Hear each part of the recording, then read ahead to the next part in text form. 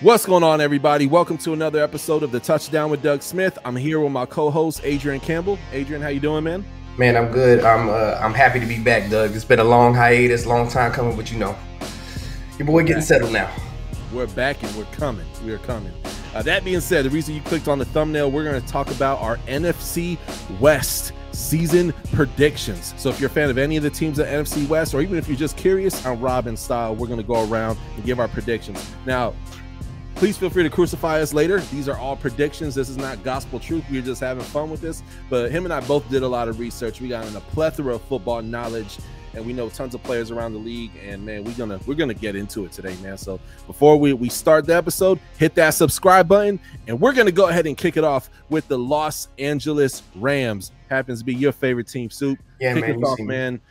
What your thoughts? What's your season prediction? What record you got them going at? Man, you know what? Like, I think it's gonna be it's looking like a 10-7, and I hate to say a 10-7 record because that's kind of like right in the middle of the pack. Like 9-8, 10-7 is where I got them. So we're gonna be back over 500. I think the Rams are gonna be better than what a lot of people are predicting them to be, and that's not just me being a homer. I really think that this infusion of young talent there. Granted, right, it's talent that don't have a lot of experience in the NFL. We got some guys that came on last year that we're hoping are going to blossom into something. But I do think some of those players are going to hit. And you know, you would hope that you're not going to have as many offensive line injuries as we had last year. I think we had a total of 13 different combinations of the offensive line last season. Also hoping, right, that Matthew Stafford is healthy for a whole season and that he's upright and that we're not doing quarterback carousel there as well. So I'm hoping with the stability there and the stability of the offensive line that we'll get much more production. I don't know what that defense is going to do, man. I know we got Aaron Donald. That's all I know that we got. We got Aaron Donald. We got Ernest Jones that I'm very excited about after grooming under a year, you know, with Bobby Wagner by his side. I think I'm excited to see him really take charge of his defense. I'm excited to see these young corners kind of step up, especially with the departure of Jalen over to your boys in Miami. I know you guys are happy to have Jalen. I'm sad to see him go, but, you know, he's goated. He's going to be a legend in Rams history forever and ever. I like what we did through the draft, right? Our first Rams fans online, we screaming, please draft offensive linemen. And then we go and get Steve Avila with our first pick of the draft, who I thought was a major get. And then, you know, just kind of filled out some of these needs that we have at corner, at edge, trying to get some more support for Aaron Donald up front with draft picks like Kobe Turner.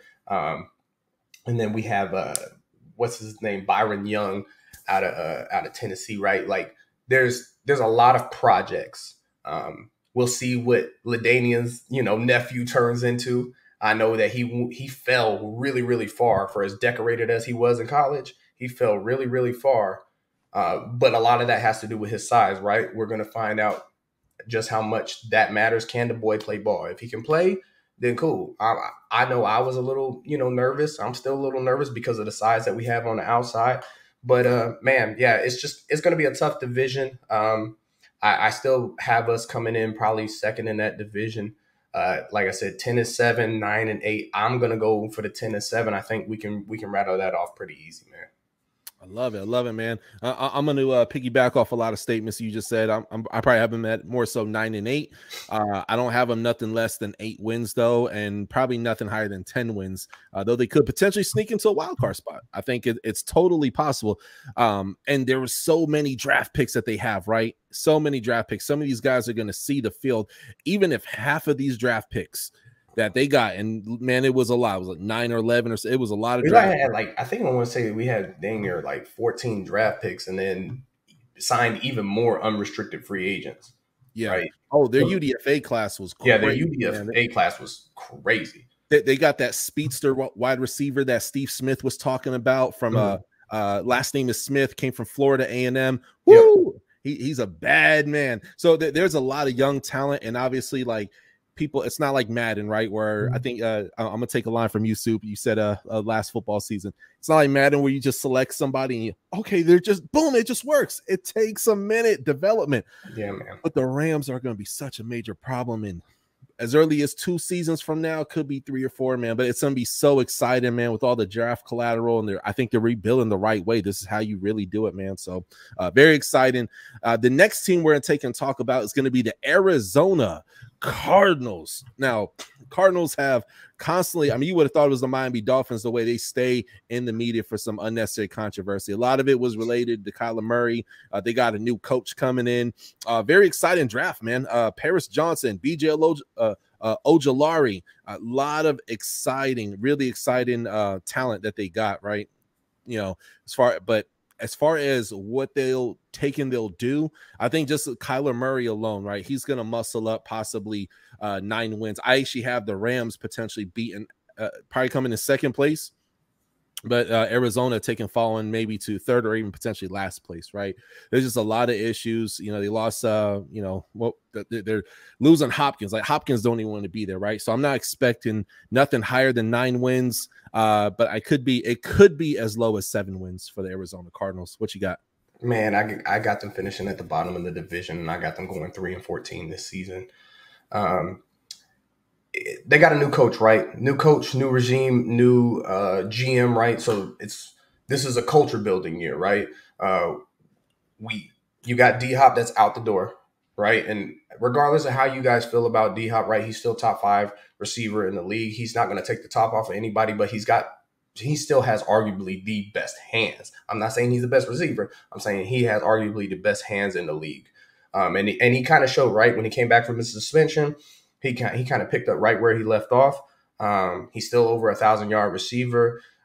They have some questions along the offensive line, and it's one of those things that's continued to be a problem with Arizona, right, is getting that offensive line, because in the NFC West, they got pass rushers galore in the NFC West, especially out there in San Francisco, right? Like, that defensive front is probably one of the scariest defensive fronts in the entire NFL. Forget just the NFC West. It's probably one of the scariest ones in the NFL. And so when you're going to play teams like that, when you're playing an Aaron Donald, twice a year, the defensive front that Seattle's kind of building, right? We kind of saw some of those young guys kick off last season, right? That your quarterback's going to be under constant duress. And Kyler, I've always maintained, if you guys have listened to the show, if you guys heard me talk about Kyler, like, I like Kyler as a person. I like him. Like, I can't sit here and tell you that he's not a talented thrower of the football. He is. But the problem is, right, in that Cliff Kingsbury system, what has been their offensive game plan? We've always talked about that. It's Kyler run around until the play breaks down, somebody gets open, and he chucks it downfield. Does the new coach actually have an offense, right? Like, are they going to actually have an offensive game plan? Are they going to be able to implement that on day one, right? There's a lot of people that really think all the draft capital that they kind of stacked up going into next year's draft, right? And you've got what many believe is the next generational talent in Caleb Williams that's going to be coming out of the draft next year, next to Marvin Harrison Jr. Are we going to see a double selection like we saw in this year's draft, where they take, where they get the first overall, go get one of those two, trade back up into the 2 and get the second player, the nice tandem of Williams and Harrison Jr.? Like, is that the plan that they're going to have going forward? But I look at this roster, man, and I just don't know. I just don't know if this year, if they got enough to do more than 3-14. I know Arizona fans is just saying that I'm hating, but I was like, come on, dog. Y'all know your team. You know your team. And what's Kyler's health like? Like, not for nothing. What's his health like? Like, he went out with a pretty significant injury. Is he starting day one? Are we going to see him in week 1 September? Yeah. I don't believe so. I don't think we're going to see Kyler until like week 6 or 4. He may be back potentially. Yeah, I got him at like 6 or 7. And yeah, do they even want Kyler? With all the stuff that kind of between him and Kingsbury, I know it's a new coach, it's a new regime, but with that too, right? And they just paid him. They just paid him a lot of money. But there's a lot of teams out there that still see Kyler as has a high upside, and they think that they could do something with him. You could possibly offload that contract next year. It's going to cost you some stuff to offload it, but man, if you can replace him with a Caleb Williams, I don't know. Arizona has to decide: are they playing for this year, or are they playing for the future? And me personally, I don't think they're playing for this year. So 3-14. Oh, I gotcha. And real quick, shout out to Quay White, friend of the show. Currently, it's looking like he could potentially make the final roster for the Arizona Cardinals. Young, hungry defensive back coming out of Georgia State. Check out our interview with him. Super great. And he could even go back was it 2-3 more years when he interviewed Rondale Moore. So peep that interview. A lot of fun there. Next team we're going to take and talk about is going to be the Seattle Seahawks. Very exciting team. If there was one team that shocked the world last year, man, it's the Seattle Seahawks and Geno freaking Smith, man. He forgot to write back. What is that what he said? Yeah, he said, y'all wrote me off, but I ain't right back. I love it, man. I love it, man. I'll kick this one off, man. I love what they did in the draft. The strongest draft. I mean, the absolute strongest draft, man. This team could potentially take and win this division. I want to see more of Geno. I want to see another year of Geno be consistent. I saw just a massive leap. Geno is the example and the antithesis of when we take our time with quarterbacks and let them develop, man. Geno done been in the league for a little bit now. What? He's going a 6th year in the league or something. He's been there for a minute. Been there for a minute, maybe even a little longer, maybe 8. Yeah. He's been for a little while, right? And his growth as a human being, as a person, you hear about his faith in God. That's important to him. And then him as a leader on the football field, man, it's just exciting, man. And him making all the right plays. This time, Soup, you were in this episode around this time last year, and I was like, man, I think Seattle's gonna stink. I think I had him at like maybe 6 wins or something. Yeah. Like that. No, I'm glad you brought that up, because I want to own it, right? Like, yeah. I think we all kind of sat here when we were doing the draft recap, and we were like, what the hell is Seattle doing? Somebody explain it to me. What are they doing? Yeah. But it turns out they knew what they were doing, right? And there's a reason that these people are in business, in the league, right? There's a reason that they're scouts in the league. There's a reason why they're GMs and they're coaches in the league, and why we're just here doing the podcast, right? Yeah. They're getting paid to do it. We're just kind of doing this as for fun, right? Because they obviously know some stuff that we didn't know. Yeah. And now the whole world knows, right? Like, they hit on that. They absolutely knocked that draft class out the park. All of them boys came to play. Yeah. I think I couldn't have been more wrong. Tariq Woolen kind of like steal of the draft, if you ask me, man. Like, just a baller. Yeah. A baller for real. Defensive rookie of the year between him and Sauce, man. I mean, it was nice, man. That was nice. No, it was definitely nice, but we not like, I like Tariq, and there's no disrespect to Tariq, but you not messing with Sauce. You not messing with Sauce. I'm so sorry. Yeah. Don't get me wrong. I take Tariq in the Rams uniform tomorrow. Yeah, I take him in the Dolphins uniform. Yeah. But yeah, let's not on 3. Not play. On 3, let's say our season prediction for the Seahawks. Okay. All right. We'll just say the wins. All right. Just the wins. Just the wins. Okay. All right. Oh yeah, record. Yeah. So okay. I was get thrown off because now it's an extra game, right? So all right, let's jump it. All right, 3, 2, 1. 7 11 and 6. 7 and 10. 7 and. Whoa. I got him 7 and 10 or 8 and 9. Okay. I got him 11, man. Nothing less than 10 wins. Nothing more than 12. I think their draft, man. And again, this is not like. This is not like Madden where you just draft someone and they play and it works out. Like, there's going to be a developmental period, man. So let me just give you my thing real quick on him. So right, I think Geno's going to come back down to earth. You said we both said that Geno's been in the league for a while, but out of all the years that Geno's been in the league, right, this is the best year that he's had. Granted, he hasn't really had the opportunity to start because he's been beaten out at several places that he goes. When he's been given the opportunity, he's lost out, or he hasn't performed as he's needed to be. Yeah. Part of it was his fault. Part of it was coaching roster. The teams that he were on were just, they weren't good, right? Like that Jets team that he was on was not good. That Giants team that he was on was not good, right? And then he was playing behind Russell Wilson, who he was not going to beat out. So I'm glad he got his opportunity. That being said, I think, right, it's going to be a little bit more come back down to earth this year. Mm-hmm. And that's not to say that his other players don't take a leap, but there are other teams in that division, right? I think it's them and the Rams that are going to be head and head, right? Battling for that 2 spot. Yeah. Arizona's taking the last spot. San Francisco's taking the 1. It's Los Angeles and Seattle battling for that 2 and that 3. And whoever finishes above 500 will take the 2. Whoever finishes below 500 will take the 3. I think it's going to be Seattle, because I'm not counting on Geno to give us the consistency, right? To give us another repeat performance of what they have. Granted, they added some more weapons with Jackson Smith and Jigba. Him out there with what they already have at their receiving core, I think is going to be a problem. I think they added some significant talent on defense. Mm-hmm. And Pete Carroll, we know that Pete Carroll can coach, right? Yeah.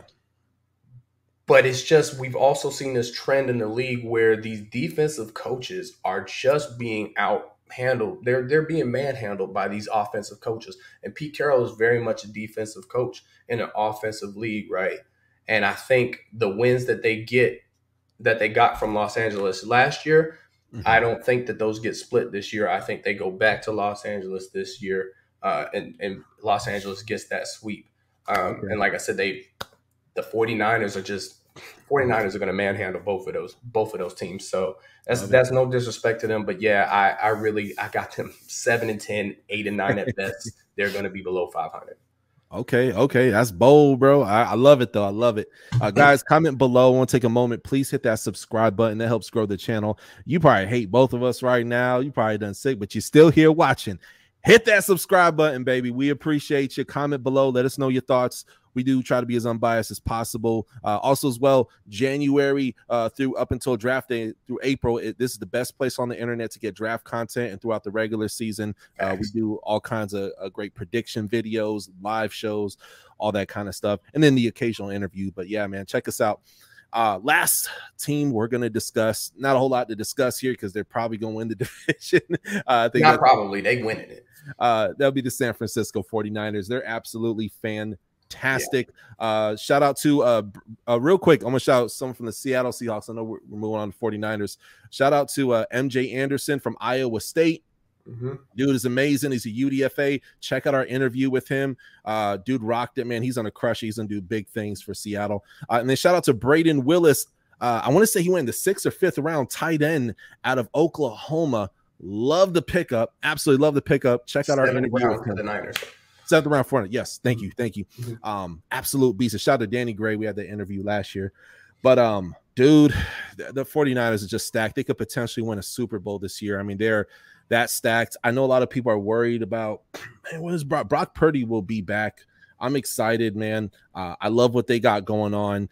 Look, man, I'm gonna put the 49ers. I'm gonna put them at 13 wins, man. That's what I got. Yeah. What you got? I think that's reasonable, man. I've got them at 12-5 is what I have, and I think it's dependent on that quarterback position, right? I don't know if Brock is going to be ready to go at the beginning of the season, but I definitely know that Trey Lance is at the bottom of that depth chart. I think Sam Darnold is going to start the season. Yes, I know Panthers fans, Jets fans are like, Sam Darnold, he's not really going to be that good. Well, nobody thought that Mr. Irrelevant was going to come out and do what he did. Kyle Shanahan is a quarterback whisperer, and his style of offense that they run in San Francisco does not need the quarterback to be a hero. He just needs you to manage, and he's not asking you to throw the ball down the field, right? It's a lot of slants, a lot of quick outs over the middle, and a lot of escapism. And now that they've got Christian McCaffrey in that backfield, that's another weapon that they really have to account for, right? Another kind of gadget style player that's tough. So him and Debo, right, are really helping take a lot of pressure off of that. George Kittle, who is one of the top tight ends still in the league, right, and he's got that elite speed as well. He's a problem to contend with. He has that size and stuff on the outside. And then we're talking about that defense. You guys heard me talk about it during the Los Angeles Rams predictions, right? It is one of the scariest defensive fronts in the league, but it is one of the scariest all-around defenses in the league. And the reason that is because they are not paying that quarterback position, man. They are able to pay for elite top-tier talent on those edges, right there in the center, right? You got Nick Bosa, who's not to be disrespected. You got Fred Warner, who's one of the better interior linebackers. What's my guy's name? The safety that nobody thought was going to be anything. Hufanga, right? Oh, they call him like the Samoan missile or something like that. He fell in last year's draft because he had some health concerns, right? Some injury stuff, but like he's an absolute menace out there, right? Like this team, Kyle Shanahan, expect them to play, right? Expect them to play, expect them to do well, whether it's going to be Sam Darnold under center, Brock Purdy under center, and I'm not ready to crown Brock Purdy, right? Like I'm not ready to say that he's a starter in the NFL. I think we all saw it last year. He came in and stepped in when they started rolling, and he kept that offense going. But my thing is, anybody can have a good one season. Anybody can have good half a season, right? Show it to me for the entirety of the season. Show me that you can do it again. Consistency is what's going to turn me into a believer. That's not me saying that he can't play, but I'm saying he went where he went for a reason. Now, I know everybody wants to throw out the Tom Brady argument, right? Pick 199 in the 6th round. What about that? you're going to have to really do a lot more in terms of consistency to convince me that you're anywhere near Brady's tier. Yeah. But I'm not hating on Purdy, right? Like, obviously, I can't stand the 49ers as a Rams fan. They have McVay's number. They've had his number for years, right? And they're probably going to get their 2 wins during the regular season off of us because that's just what they do. Yeah. I hate admitting that, but like, I'd be a fool to think anything is going to be different until McVay proves that he can do something different. Right. Like, that's just, it is what it is, right? Go ahead and mark those 2 L's for the Rams. But I think, yeah, this is, like you said, this is a Super Bowl contender. It's definitely a team that is built to compete deep into the postseason. 12-5, 13 wins. I think, 13-4. I think that's a totally realistic prediction for the San Francisco 49ers. There you have it, folks. Folks, thank you so much for watching another episode of the Touchdown with Doug Smith. That's our NFC West season predictions. Comment below. Let us know if you agree. Do you disagree? Do you have something quite different? Man, let's chop it up in the comment section, man. I'll see you there, and hit the subscribe button while you're at it. Catch you next time. Turn 100 for the touchdown, king crown, gain inside, leading your town, hit you faster than the sound, bad boy, throw it down, yeah, I'm ill, not my will, don't cop a fill the house, listen to the roaring crowd, drop a like, calm it down, Heisman, all the haters mouth, superhero hit them, wow, packing more action than bing, boom, bam, pow, touchdown for the win, we live, subscribe right now.